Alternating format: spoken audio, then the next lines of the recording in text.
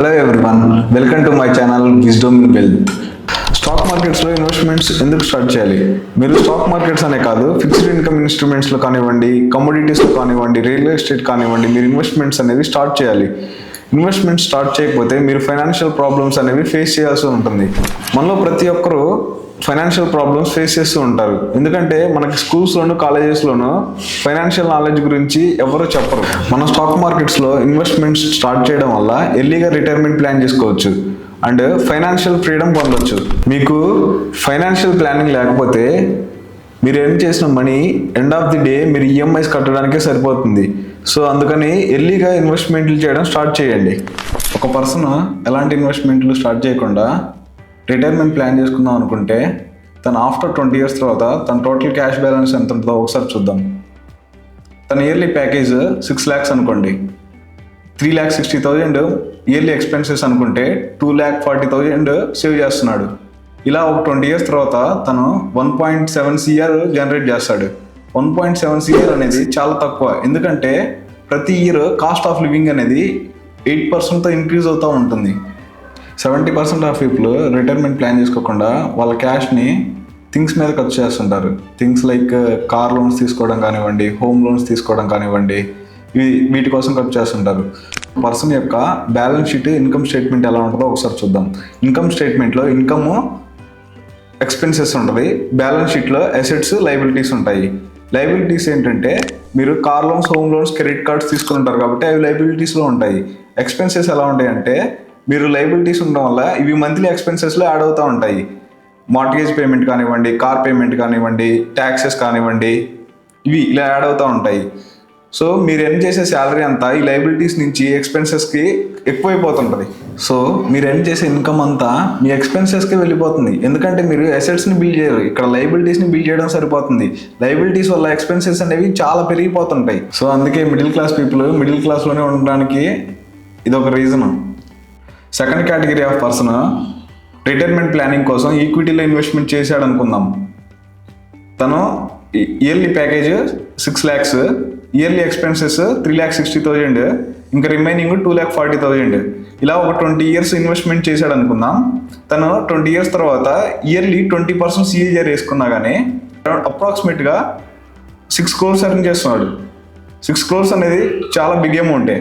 Second person ఈక్విటీలో investment చేయడం వల్ల తన అసెట్ కాలం అనేది బిల్డ్ అవుతుంది. లయబిలిటీస్ కాలం కాదు, అసెట్ కాలం బిల్డ్ అయిపోతుంది. అసెట్స్ నుంచి వచ్చే ఇన్కమ్, ప్యాసివ్ ఇన్కమ్ స్టేట్మెంట్లో యాడ్ అవుతుంటుంది. ఇక్కడ ప్యాసివ్ ఇన్కమ్ అంటే కంపెనీస్ మనకి డివిడెండ్స్ పే చేస్తాయి. ఆ డివిడెండ్స్ అనేవి ప్యాసివ్ ఇన్కమ్గా జనరేట్ అయ్యి మన ఇన్కమ్ స్టేట్మెంట్లో యాడ్ అవుతూ ఉంటాయి. మీరు ఈక్విటీలో ఇన్వెస్ట్మెంట్ స్టార్ట్ చేయడం వల్ల మనీ మీకోసం వర్క్ చేయడం స్టార్ట్ చేస్తుంది. మీరు మనీ కోసం వర్క్ చేయాల్సిన అవసరం ఉండదు.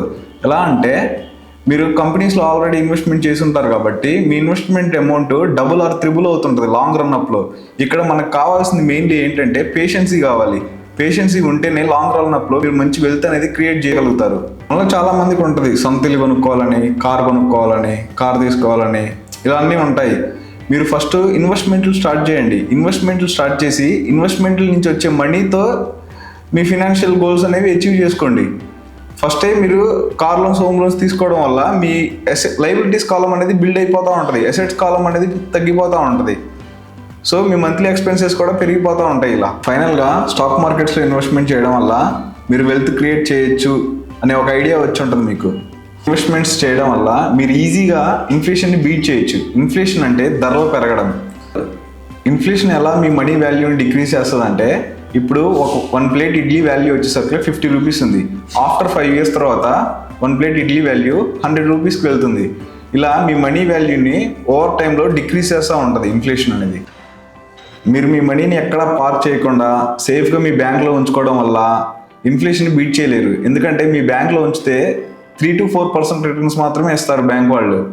ఇక్కడ ఇన్ఫ్లేషన్ అనేది ఇయర్కి 8% ఆర్ 9%తో రైజ్ అవుతూ ఉంటుంది కాస్ట్ ఆఫ్ లివింగ్. అది మీరు ఈక్విటీలో ఇన్వెస్ట్మెంట్ చేయడం వల్ల ఈజీగా ఇయర్లీ 15 to 20% రిటర్న్స్ని అచీవ్ చేయొచ్చు. అది మీరు ఇన్వెస్ట్మెంట్ చేసే కంపెనీపై డిపెండ్ అయి ఉంటుంది. మీరు ఇన్ఫ్లేషన్ ఇక్కడ ఈజీగా బీట్ చేయొచ్చు. ఎందుకంటే ఇన్ఫ్లేషన్ రైజ్ అయ్యేది 8% ఆర్ 9% ఇయర్లీ ఉంటుంది, కానీ మీరు ఇక్కడ 15 to 20% రిటర్న్స్ వస్తుంటాయి. సో మీరు ఈజీగా ఇన్ఫ్లేషన్ని బీట్ చేయొచ్చు. స్టాక్ మార్కెట్స్లో ఇన్వెస్ట్మెంట్ చేయడం వల్ల ఇంకో బెనిఫిట్ ఏంటంటే మీరు పెద్ద పెద్ద కంపెనీస్లో ఓనర్షిప్ని పొందొచ్చు. ఫర్ ఎగ్జాంపుల్ ఎలా అంటే మీరు ఒక 10 షేర్స్ ఇన్ఫోసిస్లో కొన్నారంటే మీరు కూడా ఒక పార్ట్ ఆఫ్ ఓనర్స్ ఆ కంపెనీలో. మనలో చాలామందికి బిజినెస్ చేయాలనే ఇంట్రెస్ట్ ఉంటుంది. బిజినెస్ చేయాలనే ఇంట్రెస్ట్ ఉన్న వాళ్ళకి స్టాక్ మార్కెట్స్ అనేది ఒక ప్లాట్ఫామ్ లాంటిది. ఇక్కడ మీరు ఓన్గా బిజినెస్ స్టార్ట్ చేయాల్సిన అవసరం లేదు. ఆల్రెడీ బిజినెస్ చేస్తున్న కంపెనీస్లో ఇన్వెస్ట్మెంట్స్ చేస్తే చాలు. స్టాక్ మార్కెట్స్లో ఇన్వెస్ట్మెంట్ చేయడం వల్ల పవర్ ఆఫ్ కాంపౌండింగ్ అంటే మీకు వచ్చే ప్రాఫిట్స్ని రీఇన్వెస్ట్మెంట్ చేయండి. రీఇన్వెస్ట్మెంట్ చేయడం వల్ల మీ మనీ ఈజీగా డబుల్ ఆర్ త్రిబుల్ అవ్వడానికి స్కోప్ ఉంటుంది. ఫర్ ఎగ్జాంపుల్ మీరు 1 lakh ఇన్వెస్ట్మెంట్ చేశారనుకోండి, అది నెక్స్ట్ ఇయర్కి 1,20,000 అవుతుంది, సెకండ్ ఇయర్కి 1,44,000 అవుతుంది. ఇలా 5 years కానీ ఇన్వెస్ట్మెంట్ చేస్తే మీ వాల్యూ వచ్చేసరికి 2,48,000 అవుతుంది. ఇదే పవర్ ఆఫ్ కాంపౌండింగ్ అంటారు. మీరు వచ్చే ప్రాఫిట్స్ని ప్రతి ఇయర్ తీసేసుకున్నారనుకోండి, ఆఫ్టర్ 5 years తర్వాత మీ మనీ వాల్యూ అంతే ఉంటుంది, 1 lakh rupees ఉంటుంది. ఈ ఇన్ఫర్మేషన్ మీకు నచ్చినట్లయితే please like, share and subscribe my channel.